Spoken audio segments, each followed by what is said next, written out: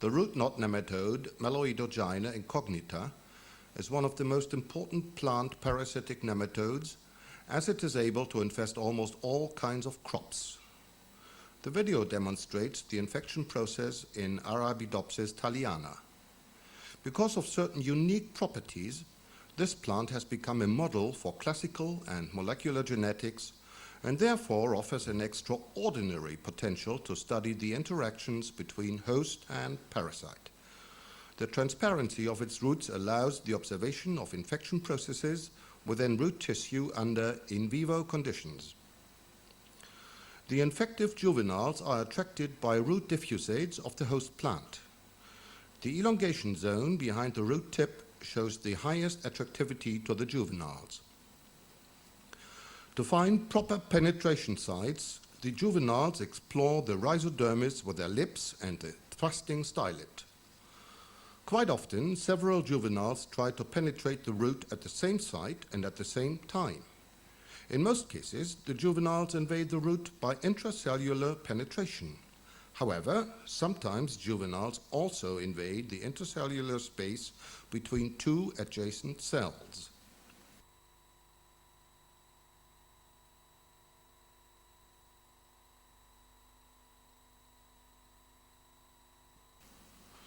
In cases of intracellular penetration, the thin cell walls in the elongation zone seem to be weakened by enzymes.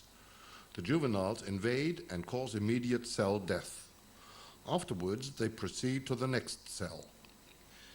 Intercellular penetration is performed in a completely different way.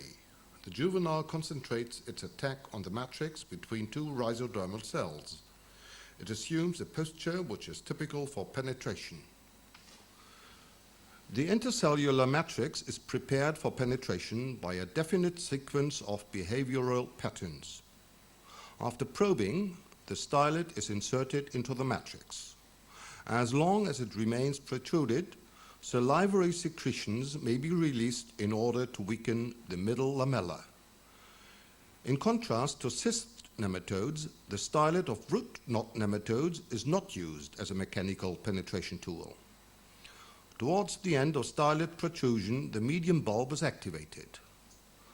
Primarily, the medium bulb is used for food withdrawal. However, it still remains to be clarified whether it has additional, yet unknown functions during this phase. The stylet is drawn back again and the pattern is repeated. The intercellular space is now widened and the nematode has already pushed its head into it.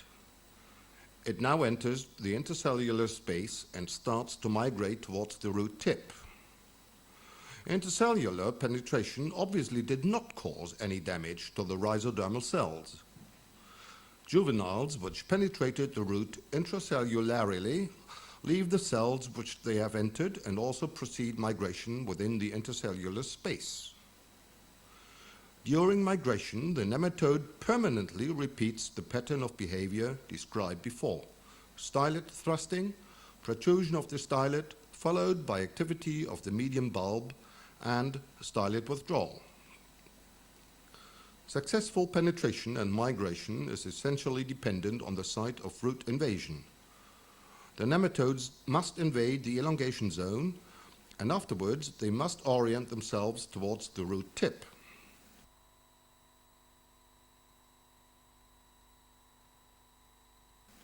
The following two examples of unsuccessful penetration and migration will demonstrate this fact. This juvenile tries to invade the root directly via the root tip. As a response to the nematode's attack, the tissue of the root tip disintegrates and fails to provide enough mechanical support for root invasion.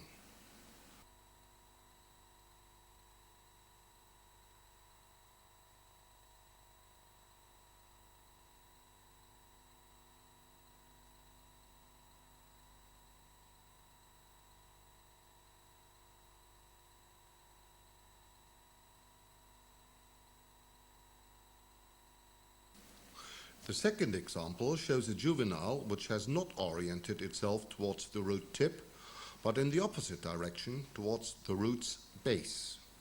In this direction, the nematode becomes trapped by the thick cell walls, which impose an unsurmountable obstacle.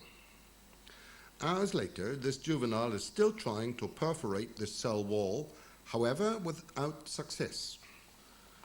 The following scene now shows successful migration.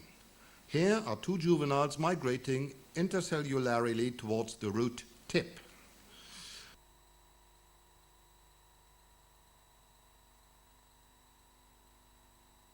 During migration, the plant cells are almost not affected by the nematode. Only the intercellular space is widened to provide enough space for forward movement. This time-lapse sequence shows that the speed of root elongation exceeds that of the forward migrating juvenile.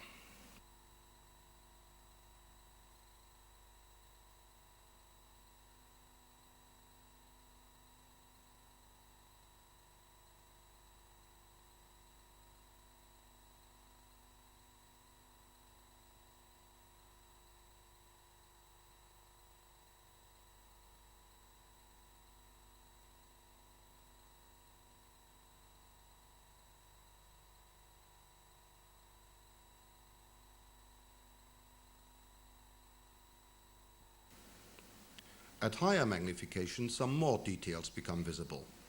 The intercellular space is widened by the juvenile, and the cytoplasmic links between the cells, the plasmodesmata, are first stretched and later interrupted.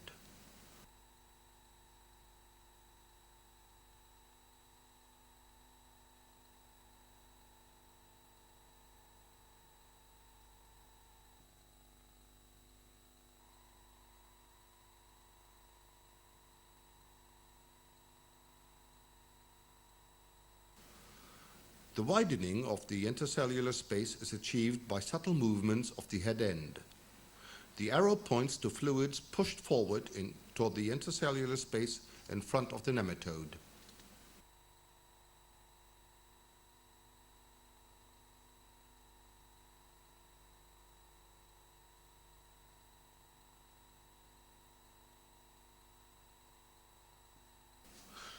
During root penetration and migration, the three gland cells of the nematode are very active. Secretory granules of the two subventral gland cells gather in the two ampullae within the median bulb. Before the bulb starts pulsating, the movement of the secretory granules is interrupted by the contraction of special muscles.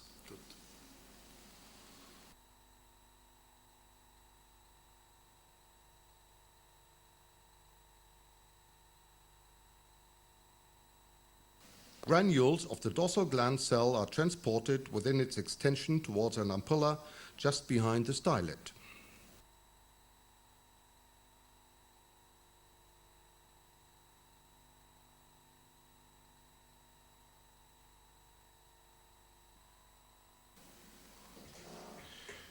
During migration through the meristem, a considerable number of the delicate cells is damaged. Afterwards, the path of the nematode is visible by a trace of necrotic cells. The growth of the root tip is usually retarded for some time. The meristematic cells are not damaged by stylet thrustings. The nematode obviously weakens the walls and then crushes them.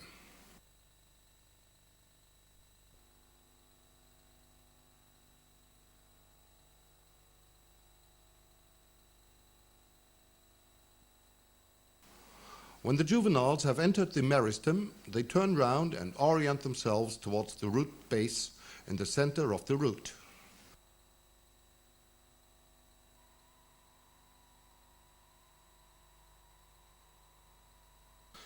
At the root tip, the vascular cylinder is not yet differentiated, but it gradually approaches the backward migrating nematode so that it is finally entered by the juvenile. With this strategy, the nematodes are able to avoid the obstacle imposed by the endodermis.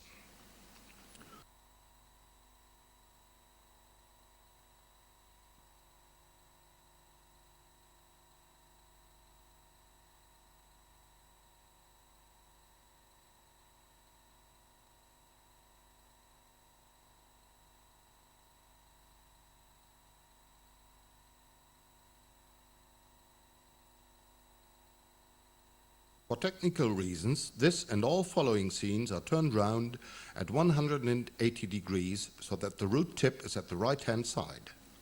The juvenile has now reached the region of the vascular cylinder, where it gradually slows down its forward migration and starts to induce the first giant cells. After about 17 hours, distinct changes within the cells surrounding the nematode's head are clearly recognizable. The cells have become multinucleate. Some of the nuclei are indicated by arrows. The behavior of the juvenile still follows strictly the same pattern, which has already been described for the process of root penetration and migration.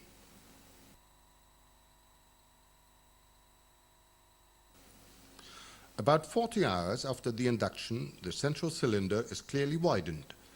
The head end of the nematode is surrounded by several giant cells. These cells are pierced with a stylet, and after a certain time of stylet protrusion, the medium bulb starts to pulsate for food withdrawal. The system of giant cells is here shown about 47 hours after the induction. The multinucleate cells surrounding the nematode are extensively hypertrophied. Their development has suppressed the differentiation of xylem elements.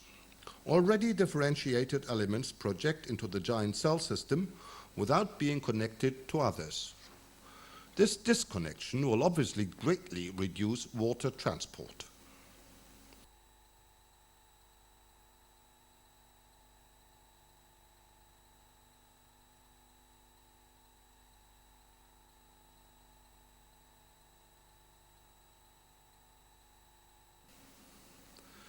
About 70 hours after the induction, the swelling of the root tissue, forming a gall, prevents further detailed microscopic observations. The pumping median bulb is here the only nematode structure which can be recognized clearly. The juvenile proceeds, feeding in gradually prolonging pumping phases until it will finally molt. Within 3 days, the juvenile has induced this gall. It contains the giant cells and the developing juvenile. The extent to which the gall will grow is dependent on the host plant. In Arabidopsis, the galls remain small, often so small that the young adult females protrude from the gall.